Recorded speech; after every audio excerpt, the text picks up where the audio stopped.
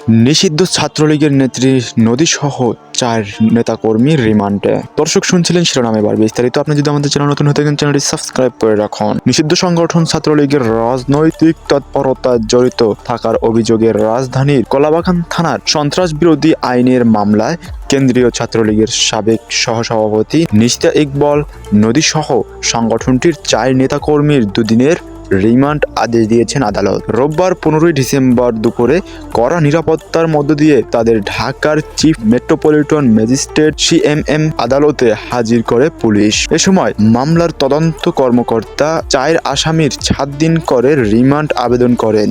শুনানি শেষে আদালত 2 দিনের রিমান্ড মঞ্জুর করেন। ছাত্রলীগের কেন্দ্রীয় কমিটির সাবেক সহসভাপতি ও ঢাকা বিশ্ববিদ্যালয়ের শামসুন নাহার হল শাখার সাবেক সভাপতি নিশিতা ইকবাল নদী ছাড়াও অন্য আসামিরা হলেন ঢাকা বিশ্ববিদ্যালয়ের শেখ ফজিলাতুল নেসা মুজিব হল, ছাত্রলীগের সাবেক যুগ্ম সাধারণ সম্পাদক আলফাতারা কাজল, জাহাঙ্গীরনগর বিশ্ববিদ্যালয়ের ছাত্রলীগের কর্মী হাসান ইমাম শোভন ও ছাত্রলীগ কর্মী শোভন মজুমদার। এর আগে গত শনিবার রাতে ঢাকার বসুন্ধরা আবাসিক এলাকা থেকে নদীকে গ্রেপ্তার করে ঢাকা মহানগর পুলিশের ডিএমপি গোয়েন্দা বিভাগের ডিবি একটি দল। প্রসঙ্গত, গত 23 অক্টোবর সন্ত্রাস বিরোধী আইনে বাংলাদেশের সবচেয়ে পুরনো ছাত্র সংগঠন ছাত্রলীগকে নিষিদ্ধ ঘোষণা করে প্রজ্ঞাপন জারি করে স্বরাষ্ট্র মন্ত্রণালয়। জানা যায়, 2009 সালে আওয়ামী লীগ সরকার গঠন করলে দেশব্যাপী নৈরাজ্য সৃষ্টি করে।